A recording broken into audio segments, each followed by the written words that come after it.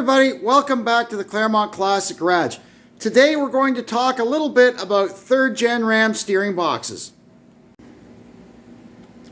Here on the bench are two 3rd Gen Ram steering boxes. Also you'll find this box in I think 96 to about 2000 Ford Super Duty trucks. This is a Ford steering box that Chrysler sourced directly from Ford to put in these 3rd Gen Rams.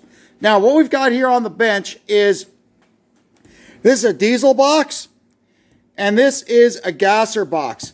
Now, you can see here, and if you look it up on the Chrysler, on a Chrysler parts manual, you'll find the same thing. They do have different part numbers. So my question to myself was, what the heck is different? You can see here, they're both 4-bolt steering boxes. The 6-bolt heavy-duty one came later. In this time, gas and diesel both used a 4-bolt steering box. So what in the world is different about these things? I decided to take them apart and try and figure it out. What I found when I was in there was all of the main parts, you know, the sector shafts, the rotary valve, and the screw and ball nut were identical in both steering boxes. Same ratio, same everything. So what could be the difference? Anyway, I think we found it. We found the answer. Unscientifically found the answer, but we found the answer. So let's have a look and see what we found. Let's, before we start into this too far, have a very brief overview of how this thing actually operates. This here is your input shaft, and that's what physically does the steering. Regardless of power assist, even if you took the pump and the belt and everything off, you could still physically, through great amount of effort, steer the vehicle. So how that works is, we already understand this helix is filled with the balls, and the balls run in a corresponding helix in here to pull this back and forth in the steering box to turn our sector shaft. It's basically just a thread, but with the ball bearings in between to reduce effort greatly. Now, as far as the power assist goes, this here is our spool valve, and it basically has 4 sections. You've got input, 2 outputs, and these holes here are the return. So you can see here,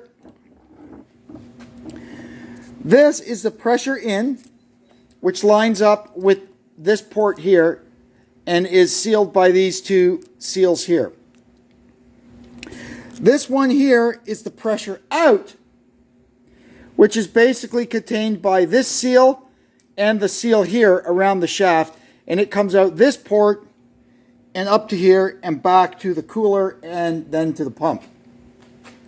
Now we've got our directional channels, and I'll show you how they work. So this shaft is not solid. It's actually 2 pieces. This one here, you can't really see it, but inside the spool here, there's a short little section of a reduced diameter, and that's called the torsion bar. And that's what allows I'll show you here. Right now the valve is relaxed. The torsion bar is relaxed, so the valve is closed.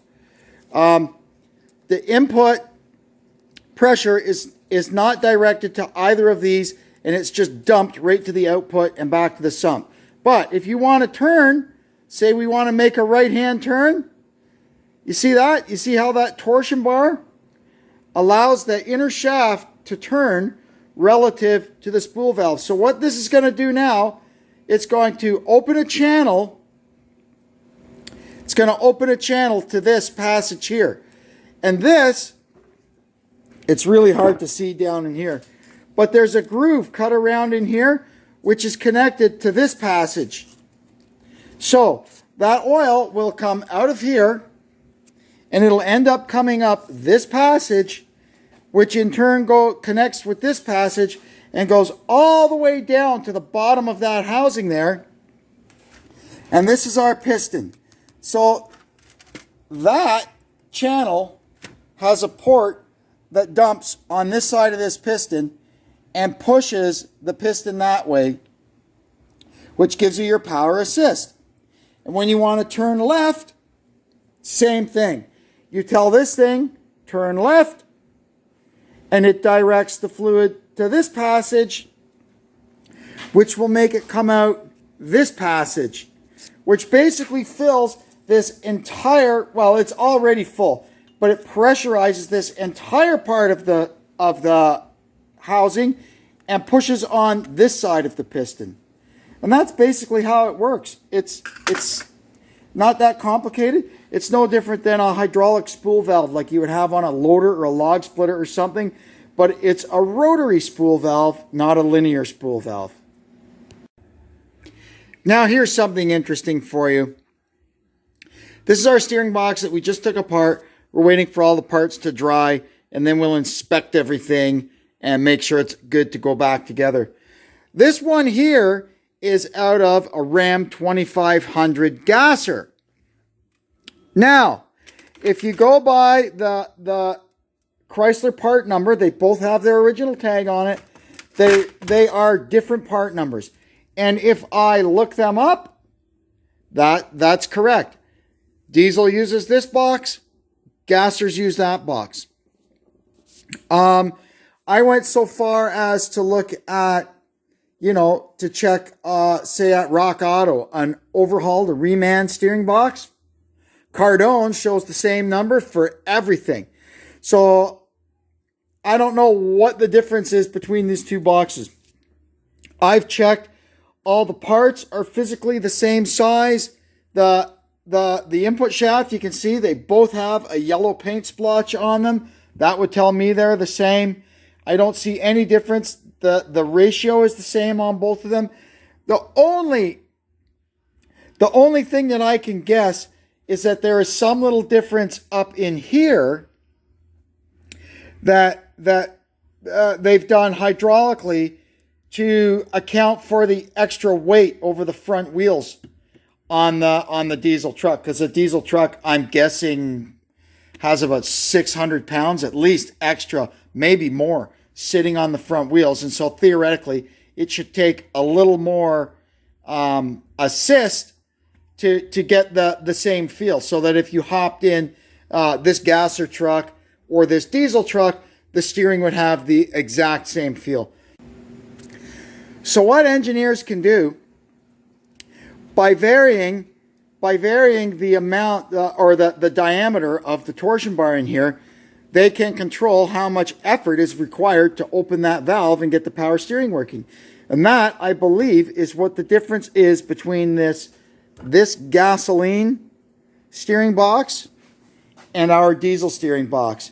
I'm pretty sure the gas one has just a tiny bit stiffer torsion bar in it, so that either truck, if you were to hop in either truck, a gas truck or a diesel truck, and put an inch-pound torque wrench on the steering wheel, theoretically it should take the exact same effort to turn both, even though this has 600 to 800 pounds more sitting on the front wheels. I'm kind of thinking that if you were looking for a little more sportier feel on your Cummins truck, you could probably swap in a gas steering box and get that little bit of increased effort. Anyway, I'm going to get my inch-pound torque wrench out, and we're going to see if we can determine if there is any kind of a difference in these two steering shafts or torsion bars. So we're going to do a very unscientific experiment here and see if we can determine kind of how many inch-pounds of torque it takes to deflect these two torsion bars a similar amount. So I'm just kind of eyeballing down there. I'm moving it about 1/8 of an inch, and we're going to see on this it's taking about 30 inch-pounds. That's the gas one. So now we're going to put the diesel one in there and see what it says.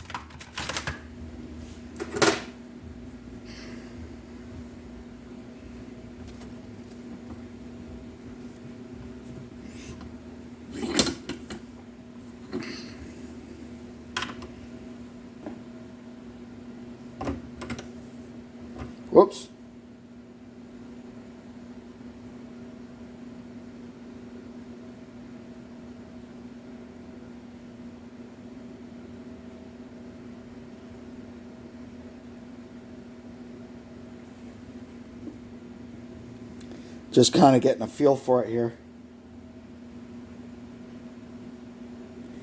Yeah, so this one is in the mid-20s, 24, 25 inch-pounds to deflect it a similar amount as that gas one. Like I said, unscientific. It'd be probably better to put like some kind of a pointer and a protractor or degree wheel on here. But I'm just kind of, you know, eyeballing it, and that's what I've come up with. So you can tell there's the difference. They mess around with the torsion bar diameter to achieve the amount of power assist that they're looking for. You can also, on these things, if you had access to all the, you know, specs and stuff, you can change this and this. This is where the ratio of the steering box is determined in these two parts. A much coarse angle on that would be a faster ratio steering box. More, if you turn the angle back that way, you'll get more grooves, and you'll have a slower ratio steering box. In the end, at least we figured it out. The only difference between the gas and diesel steering box is the rate, the spring rate of the torsion bar that operates the rotary valve. And now that I think back, when I had my first gen pickup, the 93, the steering box in it was bad. And I went over to the shed and I had one from a 93 gas-powered half-ton. And I resealed that box, threw it in my diesel truck, and oh boy, the thing drove like a go-kart after that. That gasser steering box, and I put a Borgeson steering shaft in it at the same time. Let me tell you, that truck, it drove like a go-kart. You could drive it down the street and just ding, ding, any input at all, and the truck was turning. It was awesome. So with that in mind, that to me, in my mind, proves my theory that yes, that's the difference. Like I said earlier in the video, the engineers would go for, their goal would be the exact same amount of force at the steering wheel to steer the truck no matter what engine or weight was on the front wheels. Now, of course, putting snow plows on and sliding campers and everything is going to affect that further. But the base truck, as delivered from Chrysler, they want them all to have as close as possible feel at the steering wheel. So we're going to go ahead and put the diesel box back in our truck and make sure it works. But I kind of think down the road that as a little project, I'm going to throw this gasser steering box in it and see if I notice a difference in feel. Time will tell. Anyway, I want to thank you for tuning in. Hope you'll continue to come back and see what we're up to on episodes in the future. And until then, this is Kevin saying so long from the Claremont Classic Garage.